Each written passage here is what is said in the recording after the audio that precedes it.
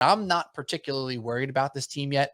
The pitching and the home run ball has been a problem, to say the least. It has been really frustrating and weird to watch these games fly by and the Brewers just hit bomb after bomb after bomb. And there are concerns about this pitching staff, but there are also concerns about the hitting right now. My concerns with the hitting are not as strong as the ones with the pitching. It's early in the season. We're 2 series in.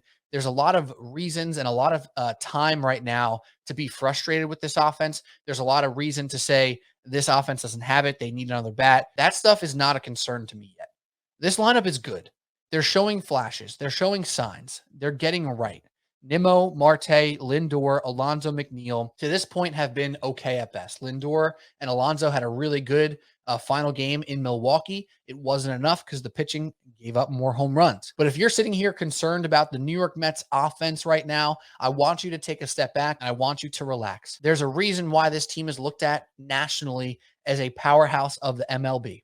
They're looked at as a top 5, maybe 6, depending on where you look as far as World Series odds. They're top 3 or 4 as far as National League odds to win the National League. There are places where we want them to be better, but you have to give this offense a little bit more time to get in their rhythm, to get that system down where the Nimmos and Martes are getting on base and making things happen and causing havoc on the base paths so Lindor and Alonso can drive them in.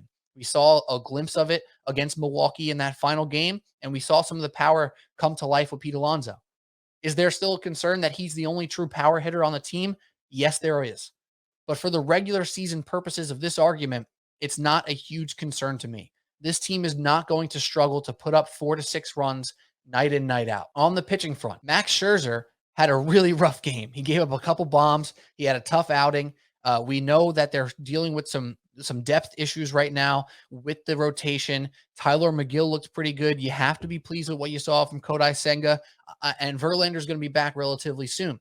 I think the rotation will work itself out. I think Scherzer will be better moving forward. I think Kodai Senga is going to have a really good first half. I think he's going to keep people all on their toes and uncomfortable in the box with that ghost fork. That ball is nasty. His arm action is nasty. The real concern with this team is the bullpen. That is the number one concern here. Because right now, it hasn't been a good start for the bullpen.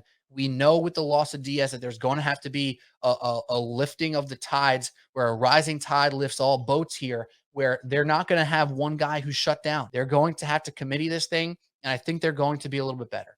But my main point here with the New York Mets is that we need to just relax a little bit. We need to let this play out. We need to see at least a month of baseball before we jump to conclusions that this offense is no good, that this pitching staff's going to be bad all year, because there's too much talent on this team to be truly that concerned. The Mets are going to be fine.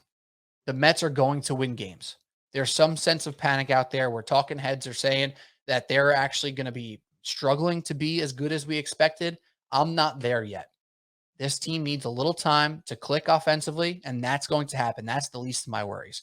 The starting rotation is going to be a little bit better. Peterson struggled, but McGill's looked good. Senga's looked good. I have no worries about Scherzer being better as the season moves on. And then those 4 and 5 spots with Carrasco, and then Verlander comes back.